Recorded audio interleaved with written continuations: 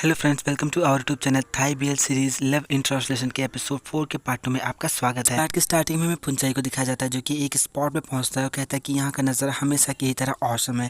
तो यहाँ पे यंग उससे पूछता है कि तुम यहाँ पर क्या कर रहे थे। तो यहाँ पे फुंचाई कहता है कि तैमी पोस्ट कार्ड के एक स्पॉट को फॉलो करते हुए यहाँ पे आई थी। वैसे ये जगह कुछ भी नहीं है, लेकिन वो मोमेंट बहुत ही ज्यादा अमेजिंग था। तो यहाँ पे यंग कहता है कि अगली बार फोटोज क्लिक करना मत भूलना। तो यहाँ पे फुंचाई कहता है वैसे पियंग, हम लोगों ने कभी भी साथ में पिक्चर क्लिक नहीं करी है, तो क्या आज हम लोग साथ में पिक्चर क्लिक करें? पियंग चलो ना फोटो क्लिक करते हैं। पियंग प्लीज प्लीज प्लीज। तो यहाँ पे यंग कहता है ठीक है, लेकिन उन फोटोज को पोस्ट मत करना। यहाँ पे फुंचाई कहता है कि हाँ ठीक है, नहीं पोस्ट करूंगा, लेकिन चलो हम लोग फोटो तो क्लिक करते हैं। और यहाँ पे लोग साथ में मतलब पिक्चर्स क्लिक करते हैं, बहुत ज़्यादा एंजॉय करते हुए, बहुत अलग अलग तरीके का पोस्ट देते हैं और फिर बहुत प्यार से पिक्चर्स क्लिक करते हैं। नेक्स्ट सीन में इन दोनों को एक चेयर पे बैठे हुए और एक बड़े से झूले को घूर घूर के देखते हुए दिखाया जाता है। तभी यहाँ पे जो यंग होता है वो फुंचाई को एक मतलब ऐसे पैकेट होता है वो देता है। तो यहाँ पे फुंचाई बहुत ज़्यादा शौक होती हुई वो पैकेट ले लेता है। तो यहाँ पे यंग उससे कहता है कि वो लोग इसे जो है वो पेयर में बेच रहे थे, मुझे ये बहुत ज़्यादा क्यूट लगा तो मैंने तुम्हारे लिए खरीद लिया। तो यहाँ पे फुंचाई बहुत प्यार से यंग को थैंक्स बोलता है, वो भी गिफ्ट के लिए। फुंचाई यंग का गिफ्ट ओपन करता है तो उसमें एक नेकलेस होता है। वो नेकलेस देख के पूछता है कि क्या ये एक मैगपाई है। यहाँ पे यंग हाँ बोलता है और उसको बताता है कि कुछ दिनों बाद चाइनीज वैलेंटाइन डे आने वाला है जिसको क्विजी फेस्टिवल कहते हैं। और फिर वो उसको क्विजी फेस्टिवल के बारे में बहुत कुछ बताता है और बहुत कुछ बताने के बाद यानी दुनिया भर की बकवास ही होती है, वो सब करने के बाद वो उस नेकलेस को फुंचाई को बहुत प्यार से पहना देता है। नेकलेस पहनाते हुए यहाँ पे जो फुंचाई होता है वो यंग को बहुत प्यार से घूर घूर के देख रहा होता है। तभी यहाँ पे यंग फुंचाई को घूर घूर के देखता है और उसके बाद उससे कहता है कि क्या तुम अब घर जाने वाले हो। तो यहाँ पे फुंचाई मना करता है और बहुत प्यार से यंग का हाथ पकड़ के कहता है कि चलो हम अपने आखिरी वाली जगह पर चलते हैं। और ऐसा बोलकर बहुत प्यार से यंग का हाथ पकड़कर मतलब उसको घसीटते हुए वहां से ले जाता है। नेक्स्ट सीन में इन दोनों को एक बहुत अच्छी सी जगह पे दिखाया जाता है जहाँ पे फुंचाई और यंग दोनों बेंच पे बैठे हुए होते हैं। और यहाँ पे फुंचाई अपने बैग से 2 रिफ्रेशिंग ड्रिंक निकालता है और उनका एडवर्टीजमेंट करने लगता है। एडवर्टीजमेंट के बाद फुंचाई जो अपने बैग से बेसबॉल खेलने वाले 2 ग्लव्स और एक बॉल निकालता है। बेसबॉल के ग्लव्स देख के यंग फुंचाई से कहता है कि फुंचाई क्या तुम तैमी को बेसबॉल खेलने के लिए इन्वाइट करने वाले हो? तो यहाँ पे फुंचाई कहता है कि नहीं, ये तो मैं आपके साथ खेलूंगा। जहाँ तक कि मुझे याद है कि आपको भी बेसबॉल बहुत ज़्यादा पसंद है और इसीलिए मैं आपको बॉल पास खेलने के लिए इन्वाइट करना चाहता हूँ। प्रोबेबली जब से आप थाईलैंड आए हैं आपने ये गेम नहीं खेला होगा, तो पियंग क्या आप अभी भी ये गेम खेल सकते हैं? बोलिए। फिर नेक्स्ट सीन में हमें लोगों को गेम खेलते हुए दिखाया जाता है। यहाँ पे फुंचाई जो होता है वो यंग की तरफ गेंद फेंकता है और उससे कहता है कि पियंग कितने समय से आपने ये गेम नहीं खेला है? यहाँ पे यंग कहता है कि 2 या 3 साल। तो यहाँ पे फुंचाई कहता है कि क्या 2 और 3 साल? वैसे पियंग आप मुझे अपनी एक्स गर्लफ्रेंड के बारे में कुछ बताइए। तो यहाँ पे यंग पूछता है कि उसके बारे में तुम्हें क्या बताऊँ? तो यहाँ पे फुंचाई कहता है कि मैं बस थोड़ा सा चिंतित हूँ कि क्यों लोग ब्रेकअप कर लेते हैं। अगर हम किसी को डेट कर रहे हैं तो हमें उसके बारे में सब कुछ जानना चाहिए, क्या आपको नहीं ऐसा नहीं लगता? तो यहाँ पे यंग कहता है कि रिलेशनशिप कुछ इसी तरीके के होते हैं, जो जिनको आप पसंद करते हैं वो ऐसे बदल जाते हैं जिन्हें आप पसंद नहीं करते, लेकिन हाँ कुछ लोग जिन्हें हम पसंद नहीं करते वो इस तरह से चेंज हो जाते हैं जिन्हें हम पसंद भी करते हैं। और इतना बोलकर यंग जो तो वो बॉल फेंकता है, लेकिन इस बार फुंचाई बॉल कैच नहीं कर पाता और गेम ओवर हो जाता है। खेलते खेलते बहुत ज़्यादा थक जाने की वजह से फुंचाई पेड़ के नीचे जाता है और उसकी जड़ों पर लेट जाता है और कहता है कि आज का मौसम बहुत ज़्यादा अच्छा है। तो यहाँ पे यंग भी कहता है कि हाँ आज मौसम सच में बहुत अच्छा है। वैसे हम लोग अपनी फीलिंग्स की गारंटी नहीं ले सकते हैं। तो यहाँ पे फुंचाई पूछता है तो तुम किस तरीके के लवर से नहीं मिलना चाहते हो? तो यंग कहता है कि शायद किसी ऐसे इंसान को जो कि दूसरों को उनके लुक से जज करते हैं। तो यहाँ पे फुंचाई भी उसको रिपीट करता है, ओह ऐसा इंसान जो दूसरों को उनके लुक से जज करता है।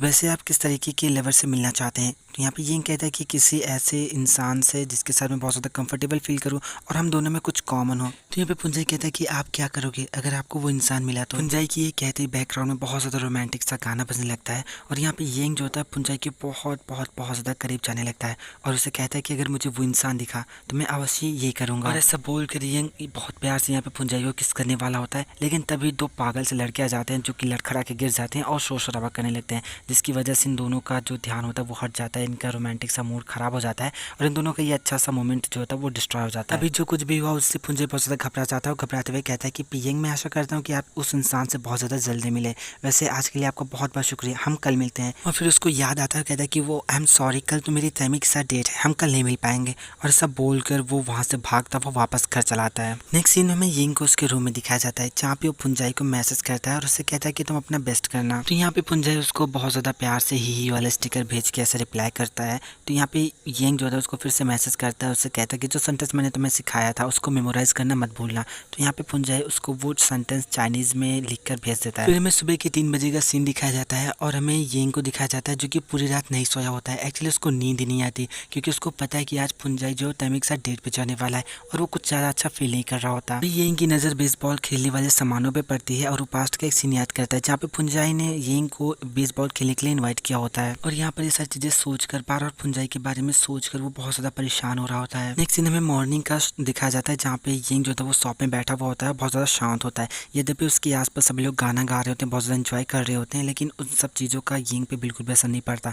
वो मोबाइल उठाता है और अपने लास्ट वाला जो मैसेज होता है उसको देखता है, लेकिन जब वो देखता है कि फुंजाई ने उसको कोई रिप्लाई नहीं किया तो वो वापस फ़ोन बंद कर देता है। वो बार बार फ़ोन को चेक कर रहा होता है कि फुंजाई ने रिप्लाई किया, लेकिन फुंजाई का रिप्लाई नहीं आता। नेक्स्ट सीन में फुंजाई को दिखाया जाता है जो कि बहुत ज़्यादा बेसब्री से तैमी का इंतजार कर रहा होता है। तभी यहाँ पे तैमी आती है, दोनों लोग एक दूसरे को हाय हेलो दुनिया भर का करते हैं। तो फुंजाई जो था तैमी से पूछता है कि हमें कहाँ चलना चाहिए, तो तैमी कहती है कि मैं शॉपिंग करना चाहती हूँ। तो फुंजाई कहता है ठीक है चलो हम शॉपिंग करने चलते हैं और यहाँ पे ये दोनों लोग शॉपिंग करने चले जाते हैं। तभी फौजाई और तैग वहाँ पर भेस बदल के आ जाते हैं और फौजाई कहता है कि ये दोनों लोग कहाँ चले गए, अभी तो हम इनका पीछा कर रहे थे। ये भगवान, अब हमें क्या करना चाहिए, हम उसे कैसे ढूंढेंगे। तो यहाँ पे तैग कहता है कि कैसा रहेगा अगर हम उनकी थीम को फॉलो करते हैं, तो अगर हमने उन्हें देखा तो हम उनका पीछा करने लगेंगे। यहाँ पे फौजाई कहता है कि क्या होगा अगर वो हमें ना दिखे तो यहाँ पे तय कहता है कि तो हम इसे अपनी डेट समझेंगे। वैसे भी हम इतने वाहियात तरीके से हम लोगों ने अपने आप को बना रखा है कि कोई भी हमें नहीं पहचानने वाला। चलिए क्या आप ही फौजाई प्लीज। तय की बात सुनने के बाद फौजाई थोड़ा सा शौक में पड़ जाता है और फिर वो येंग की कई भी बात को याद करता है जहाँ पे येंग ने उससे कहा होता है कि आज जो हमारे साथ है हम इस चीज़ की गारंटी नहीं ले सकते कि वो हमेशा हमारे साथ रहेगा,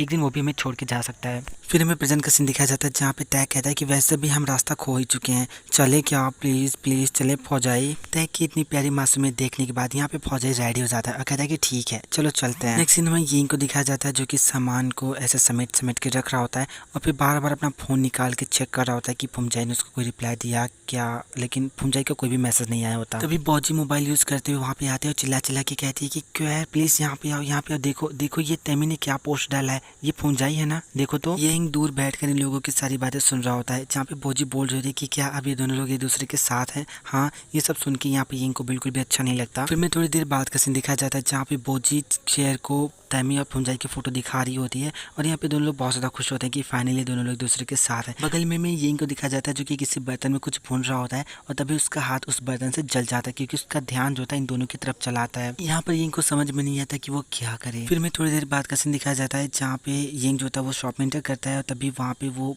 बॉजी और कोयर की बातें सुनता है जहाँ पे बॉजी कहती है कि ये तो वही जगह है ना जो पोस्ट कार्ड में थी जिसको तैमी ने फुंजाई ने मेंशन किया था। यहाँ का व्यू देखो सच में कितना ज़्यादा अच्छा है और ये सब बातों से येंग बहुत ज़्यादा गुस्सा होता है, उसको कुछ समझ में नहीं, तो बहुत ज़्यादा जेलस होता है और इसी जेलसी में वो तैमी के पोस्टर को धक्का देते हुए शॉप में एंटर करता है। नेक्स्ट सीन में हमें फौजाई को दिखाया जाता है जो कि कहता है कि लो अब तो हम उन्हें बिल्कुल पूरी तरीके से खो चुके हैं। तो यहाँ पे टैब कहता है लेकिन हम तो यहाँ पे डेट पे हैं, है ना, क्या ये अच्छा नहीं है? कम से कम इस तरह से मैं तुम्हारे साथ तो आ सकता हूँ, वैसे तुम अपने काम में बहुत ज़्यादा बिजी रहते हो, तुम्हारे पास मेरे लिए बिल्कुल भी समय नहीं होता। तो यहाँ पे फौजाई कहता है कि तुम कुछ ज़्यादा बोल रहे हो, ऐसा कुछ भी नहीं है। तो यहाँ पे तय कहता है कि नहीं, इस बार तो मुझे फुंजाई को थैंक्स बोलना चाहिए, उसकी वजह से कम मैं यहाँ डेट पे तो आ सका। तो यहाँ पे फौजाई कहता है कि तुम कुछ ज़्यादा ही ड्रामेटिक हो रहे हो, चलो मुझे बताओ कि तुम कहाँ पे जाना चाहते हो। तो यहाँ पे तय कहता है देखो ये तुमने खुद ही कहा है, लेकिन क्या अगली बार जब हम लोग डेट पे जाएं तो क्या हम ये दिखावा करना बंद कर सकते हैं? यहाँ पे फौजाई कहता है क्यों, क्या मैं इस तरीके से तुम्हें बिल्कुल भी अच्छा नहीं लगता? तो यहाँ पे तय कहता है अरे मैं बस ऐसे ही सोच रहा था कि अब तो फुंजाई के पास भी उसका काम है और वो दिन ब दिन बहुत ज़्यादा अच्छा होता जा रहा है, तो मैं ये सोच रहा था कि क्या हम अपना रिलेशनशिप पब्लिक कर सकते हैं, क्या ये सही रहेगा? तो यहाँ पे फौजाई इस चीज़ के लिए मान जाता है, कहता है कि हाँ ठीक है। तो यहाँ पे तय कहता है कि क्या सच में? तो फौजाई कहता है कि हाँ, लेकिन पहले मुझे इसके बारे में ठीक से सोचने दो। और इतना बोलकर बहुत प्यार से वो तय को डिजर्ट्स खिलाने लगता है। नेक्स्ट सीन हमें शॉप का दिखाया जाता है जहाँ पे येंग सारी लाइटें बुझा रहा होता है क्योंकि शॉप बंद करने का समय हो गया होता है और जैसे वो क्लोज का बोर्ड लगा के शटर बंद करने वाला होता है तभी वहाँ पे भागता हुआ फुंजाई आता है और डोर बंद करने से रोक लेता है। डोर ओपन करके वो येंग को अंदर की तरफ धक्का देता है और कहता है कि पी येंग, मुझे आपसे कुछ कहना है। तो यहाँ पे येंग फुंजाई को धक्का देता है, उससे खुद को दूर करता है और उससे कहता है कि क्या तुम यहाँ पर अपनी और तैमी की डेट का शो ऑफ करने आए हो और शायद इसीलिए तुम्हारे पास इतना भी समय नहीं था कि तुम मेरे मैसेज को पढ़ सको। यहाँ पे फुंजाई कहता है कि मेरी डेट तो बहुत बढ़िया हुई, लेकिन पता नहीं क्यों ये वैसी नहीं हुई जैसी मैं सोचा करता था कि ये होगी। तो भाई येंग कहता है कि लेकिन क्यों, तुम्हारी डेट तो किसी ऐसे इंसान के साथ है तो जिसको तुम बहुत ज्यादा पसंद करते हो, क्या तुम इस सब चीजों से खुश नहीं हो? तो यहाँ पे फुंजाई बहुत ज्यादा घबराते हुए कहता है कि मुझे नहीं पता, मुझे बस बहुत ज्यादा स्ट्रेंज फील हो रहा है। फिर में वो सीन दिखाया जाता है जहाँ पे फुंजाई तैमी के साथ रेस्टोरेंट में खाना खाने गया होता है, जहाँ पे तैमी तो घूर घूर के फुंजाई को देख रही होती है, लेकिन फुंजाई घूर घूर के जो था चॉपस्टिक को देख रहा होता है और येंग को बताता है कि जब हम लोग साथ में खाना खा रहे थे तो चॉपस्टिक मुझे आपके साथ बिताए उस समय को याद दिला रही थी जब आपने मुझे सिखाया था कि चॉपस्टिक को कैसे यूज करते हैं। फुंजाई की बात सुनने के बाद यहाँ पर येंग भी उस टाइम को याद करता है जहाँ पे वो बहुत प्यार से फुंजाई को सिखा रहा था कि चॉपस्टिक कैसे पकड़ते हैं, उसे खाना कैसे खाते हैं। फिर यहाँ पे फुंजाई जो था वो येंग को उस सीन के बारे में बताता है जहाँ पे वो तैमी के साथ जो होता है केक पेंट करने गया होता है और यहाँ पे तैमी बार बार फुमजाई को आवाज़ लगा रही होती है, लेकिन फुमजाई का ध्यान कहीं और होता है। तो यहाँ पे फाइनली फुमजाई तैमी की बात सुनता है और कहता है कि हाँ क्या बात है तैमी। तो यहाँ पे तैमी फुमजाई से कहते हैं कि देखो मेरा सनफ्लावर ये क्यूट है ना। तो यहाँ पे फुमजाई बहुत ज़्यादा स्माइल करता है, कहता है कि हाँ ये तो बहुत ज़्यादा क्यूट है। और फिर वो यिंग को बताता है कि जब मैं वहाँ पर था और मैंने केक पे सन ड्रा किया था तो वो सूरज मुझे हमारे सुपरमार्केट के नाम की याद दिला रहा था और मैंने आपके नाम के बारे में भी सोचा था। फुमजाई की बात सुनने के बाद यहाँ पर यिंग पास्ट के उस मोमेंट को याद करता है जहाँ पे उसने फुमजाई के कहने पर केक पे एक पेंटिंग बनी हुई थी। एक्चुअली उसने केक पे फुमजाई को ड्रॉ करा होता है, लेकिन जब वो देखता है कि फुमजाई उसकी पेंटिंग की तरफ देखने वाला है तो वो काला कलर लेता है और अपनी बनाई हुई ड्राइंग को खराब कर देता है ताकि फुमजाई उसे न देख सके। नेक्स्ट सीन में हमें फुमजाई को दिखाया जाता है जो कि मार्केट में जा रहा होता है, तभी उसकी नजर पैनकेक वाले दुकान पे पड़ती है और यिंग को बताता है कि जब हम साथ में मार्केट गए थे तो मैंने वो पैनकेक की शॉप देखी और मुझे आपकी याद आई और मुझे आपका वो पैनकेक से जलता हुआ मुंह याद आया जो कि बहुत ज्यादा फनी लग रहा था। तो यहाँ पे यिंग भी उस मोमेंट को याद करता है जहाँ पे वो बहुत प्यार से पैनकेक को फूंक फूंक के फुमजाई को खिला रहा होता है। नेक्स्ट सीन में फुमजाई और तैमी को उसी बिल्डिंग वाले स्पॉट पर दिखाया जाता है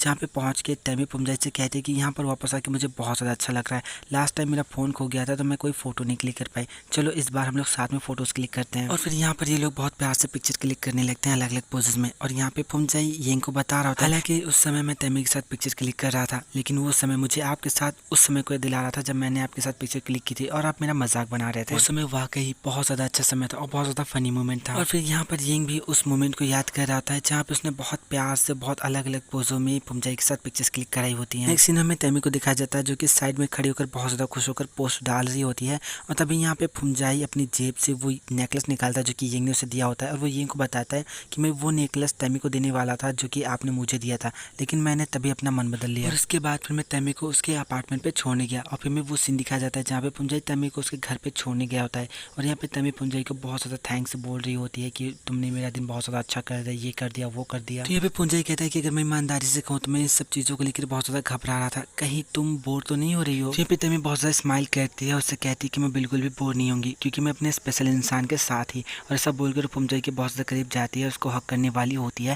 लेकिन फुमजाई ने अपने हाथों को क्रॉस कर रखा होता है और वो अपने हाथों को ओपन नहीं करता। तो यहाँ पे तैमी फुमजाई से कहती है कि मैं अपने स्पेशल इंसान के साथ ही, मैंने इसे बहुत ज़्यादा इंजॉय किया और मैं ऐसा मानती हूँ कि यही हमारा भाग्य है कि हम बार बार एक दूसरे से मिलते रहें। क्यों, तुम्हें क्या लगता है? तो यहाँ पे फुमजाई कुछ नहीं बोलता है, बस स्माइल पास कर देता है। तो यहाँ पे तैमी फुमजाई के बहुत ज़्यादा करीब जाती है और लगभग उसे किस करने वाली होती है, लेकिन तभी यहाँ पे फुमजाई पीछे हो जाता है और तैमी से कहता है कि एक्चुअली मुझे अपने दोस्त की मदद करनी है, वो भी सुपरमार्केट पे वो अकेले काम कर रहा है, सो मैं बाद में मिलता हूँ। ऐसा बोलकर बाय बोलकर वहाँ से चला जाता है। तो यहाँ पे फुमजाई यिंग को बताता है कि मैं लगभग उसे किस करने ही वाला था, लेकिन मैं किस नहीं कर सका और मैं यहाँ चला आया। तो यहाँ पे यिंग पूछता है लेकिन क्यों, तुमने तो ये मौका पाने के लिए बहुत ही हार्ड वर्क किया था। तो यहाँ पे फुमजाई कहता है कि मुझे नहीं पता कि क्यों हुआ, यद्यपि मैं तैमी के बहुत ज़्यादा करीब था, लेकिन मुझे बार बार तुम्हारा ही चेहरा याद आ रहा था, मैं हमेशा तुम्हारे चेहरे के बारे में सोच रहा था। तो यहाँ पे यिंग फुमजाई के साथ बिताए हुए पास्ट के उस मोमेंट के बारे में सोच रहा होता है जहाँ पे वो पेड़ के नीचे फुमजाई को बस किसी करने वाला होता है, लेकिन वो मोमेंट खराब हो जाता है। फिर हमें प्रेजेंट का सीन दिखाया जाता है जहाँ पे फुमजाई कहता है कि मेरे दिमाग में बार बार तुम्हारा ही चेहरा आ रहा था, मैं समझ नहीं पाया कि मैं क्या करूँ। तभी बैकग्राउंड में एक रोमांटिक सा म्यूजिक बजने लगता है और यहाँ पर यिंग फुमजाई से कहता है क्या तुम्हें पता है कि मैंने बुद्धा के टेम्पल में बुद्धा से क्या मांगा था।